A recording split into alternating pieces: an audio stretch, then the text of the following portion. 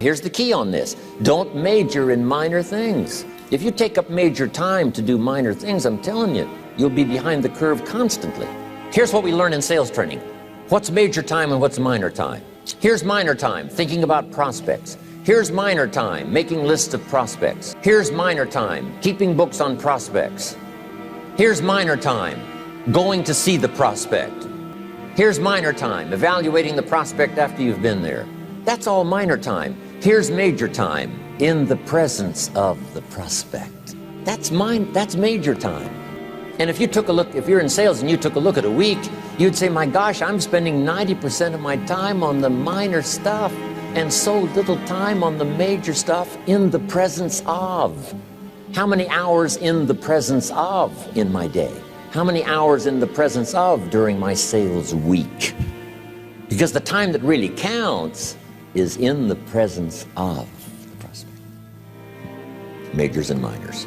Here's another key time management essential. Don't mistake movement for achievement. It's easy to get faked out by being busy. Guy comes home at night all exhausted, falls in the chair and says, oh, I've been going. Here's the big question, doing what? It's not the going. Some people are going, and they're doing figure eights. Their progress is small. So don't mistake movement for achievement. Here's another one in sales we learned. Don't mistake courtesy for consent. If somebody's pleasant and they nod, you say, oh, they're going to buy. No, they're courteous. You can't mistake courtesy for consent. Now here's a big one, concentration. I had to learn this. All those years ago, I'm in the shower trying to compose a letter. Found it turns out to be a strange letter. So here's what I learned to do. Save the work till you get to the office. Save the work till you get to the work. Don't try to get to the office on the way to work. On the way to work, enjoy the way. In the shower, enjoy the shower. Then go to work when you get to work. I found this to be helpful. Concentration. Here's another big one. Learn to say no. I'm telling you, in such a social society we have now, it's so easy to try to be a nice person, saying yes to everything. Find yourself overloaded. Now you got to call and make the, well, gosh, you know, all the time it takes to back out of something that you said yes to too quickly. Here's what might be better. I don't think so, but if that changes, I'll call you. Little things you can use not to overcommit yourself. My friend Ron Reynolds says, don't let your mouth overload your back. It's a good one. Now here's a big one on time management. When you work. When you play. Don't mix the two. Don't work at play. I used to take my family to the beach and I would bring my briefcase. I learned not to do that. Or at the beach, I'm saying I should be at the office. Now my family's upset because I'm at the beach and I'm thinking office. Now when I'm at the office, I'm thinking what? I got to get my family to the beach.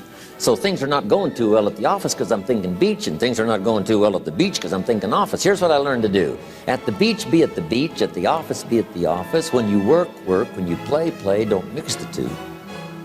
Don't work at play. Now here's one of the most important ones. Don't play at work. Work is too serious. You don't want the reputation of being the office joker. It's not a good one. Yes, there's time for some pleasant stories. Yes, there's time for a little humor. Yes, best if it's a happy office, of course. But I'm telling you got to be serious about work because you're parting with a piece of your life for the work you do. Your work costs you a piece of your life. Here's what it's called. Serious business. Not grim, not unhappy, but serious. Don't play at work. The old expression, I don't think we use it anymore, horse around at the office. Play around, play jokes, play tricks. No place, not at the workplace. At the beach, yes. At the bar, yes. Somewhere else, not work. You've got to treat work with all due conservative caution because it's leading you to your future. Here's another key phrase, all work is good.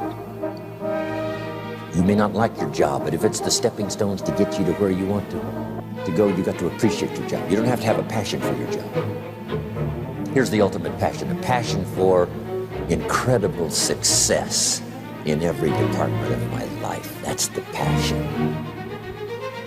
But don't look down on some menial job you have to do to finally get you to where you want to go. No job is menial. No job is not, no, every job is noble. Training life for pay, making a contribution to society. Next, Analyze how you are. And if you have some weaknesses, if you can't, doesn't seem like you can change, here's the key: get it covered. I used to keep promising myself I'd keep the books, keep the books, keep the books. Finally, I gave that up. And back then, it only took me an extra 50, 60 bucks a month for some accountant to keep the books. I said, no, I'm going to save the 50 bucks. You can't believe what I started losing in productivity because I tried to save the 50 bucks. So the key is, a lot of the time you can stay like you are, but just make sure you get it covered. Okay. Next, beware of the telephone and all other systems of communication, especially the telephone at home and systems of communication at home. And here's one of the best lines I've got for you for the weekend. Let all communication systems serve you, but don't let them intrude. When it comes time to have dinner with your family, you shut off all systems, unless the ones that can take messages silently. Don't let the phone ring. Don't let anybody intrude, come through the front door nor the back door, nor through the telephone or any other device. So you can't reach John and his family when he's having dinner. The President of the United States couldn't get through. If you develop that kind of a reputation, father, mother, when we have dinner, when we're visiting and have this time with our family, nothing intrudes. So don't let these clever little devices keep intruding. You've got to have a place that's sacrosanct, it's valuable. You don't let anything in for that period of time. Isn't that good advice? Excellent advice. Here's the next one. Read all the books.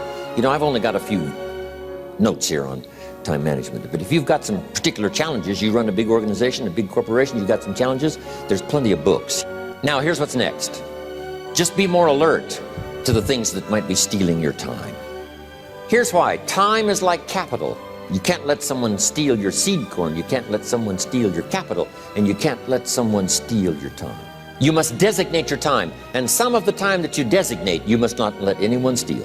Casual time, you might let someone intrude and steal a little bit and take a little bit, but not serious time.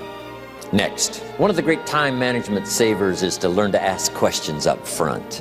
Sometimes you talk to somebody for an hour, and then you ask questions and find out if you would have asked those questions up front, you could have saved yourself an hour. Asking questions up front helps you to get to the problem now. But if you just launch into some discourse, you might waste 30 minutes, waste an hour, when here's what you should have been talking about. After you finished an hour, you say, John, what's really the problem? He said, well, it's something personal. See, that's what you should have been talking about this whole hour. Next, learn to think on paper. Some ways to think on paper. One, we've covered one. Solving problems. Take it out of your head and put it on paper. Another one is setting goals. Making these lists we've already started. Here's another good way to think on paper. It's a projects book. Each person you're working with and each project you're working on, get a loose leaf binder and a tab and some pieces of paper behind the tab and do a little continual summary of how it's going between you and that person and between you and that project. I call it a projects book. It is so useful to me. But what's going on between you and this person? When you last got together, what did you talk about? And you got a few notes there. Here's what we talked about the last time we got together. Now when you get together again, you can review that so you'll know better what to talk about. When the president gets ready to travel and he's going to meet some important people, guess what they bring him? All these briefing books. Right? The last time you were with Khrushchev, Kennedy is informed. Here's what he said and here's what you said. Kennedy said, oh, that's valuable. I need to remember that. If a person is important, it's worth a little running account. You might even have a projects book for your children. Here's what's happening between me and my child. We've talked about this and we've talked about this and we've talked about this. Next, a day timer. Keeping track of all of your appointments. You know, mine is all filled with, you know, when to catch an airplane and when to do a seminar and when to sit down and have a conference, all the rest. Next is a game plan. You know, if you've got a house and the, insurance is going to come due and some other things are going to come due, you just put it on a spreadsheet and make sure it's taken care of. Key phrase, take things out of your head and put them on paper. And the key is to just experiment with different ways that helps you to do that. Now here's the last one, thinking on paper, and that's to keep a journal. One of the things I'm known for around the world, have been now for 39, 40 years, is keeping a journal. Now my journal is not You know, it's not necessarily it's not like a diary. It might be part diary. You know, I'm flying over Ireland and I write down a few little things that impress me. Today I met this person. What an extraordinary event. Today I conducted this seminar in Rome. 1,000 people stood up and sang for me. I've got a little bit of a diary in there. But here's what primarily your journal is for: collecting good ideas. A journal is to collect good ideas on your health, good ideas for your business, good ideas for your future, good ideas for time management. Because I used to take notes on pieces of paper and torn off corners and backs of old envelopes and restaurant placemats. And I threw all this stuff in a drawer. It did not serve me well. I finally learned to get a bound copy, right? And just keep a journal, right? If I was here, I had my journal, I'd be taking notes, right? These 2 days in my journal. Now, if you're caught without your journal, you just take the notes when you get back home. You put those notes in your journal, throw the paper away. Because we don't usually go through paper to review. But see, my journals now make up a significant part of my own library. My journal's all reserved privately for my children and my grandchildren. Can you imagine what I've collected over the years? It's unbelievable. There are 3 treasures to leave behind. I think you've already got those notes, right? Here they are. Number 1, your pictures. Don't leave the event unrecorded. It takes only a fraction of a second to say, here's who I was with. When I travel the world, take all these pictures. And here's one of the gifts. People send me the pictures they took of me and them. It's part of the treasures I have on the farm. Incredible. A picture's worth 1,000 words to describe the scene, the emotion, what happened. Say, wow, this was an extraordinary day for me when I met these people. Here's what they told me happened to them when they went to my seminar 10 years ago. The drama comes back if you've taken the pictures. It's one of the treasures to leave behind when you go. Remember the old photographs that we have now of, 100 years ago, 70, 80 years ago, just a few photographs? What would it be like if you had thousands of photographs of the past, of your history, your mother, your father, grandparents? So, change all of that now for your children. Leave all your photographs as a record. Here's what's next to leave behind, and that's your library. The books that changed your life, the books that changed your health, the books that rescued you from oblivion, the books that you passed on to other people, they were so exciting for you. The books that made you financially independent, the books that developed your leadership, the books that gave you wisdom to ponder when things were tough, the books that got you through the winter, the books that helped you to plant in the spring and harvest in the fall. What a treasure to leave behind. If you do that, here's what's for sure. Your books will be more valuable than your furniture.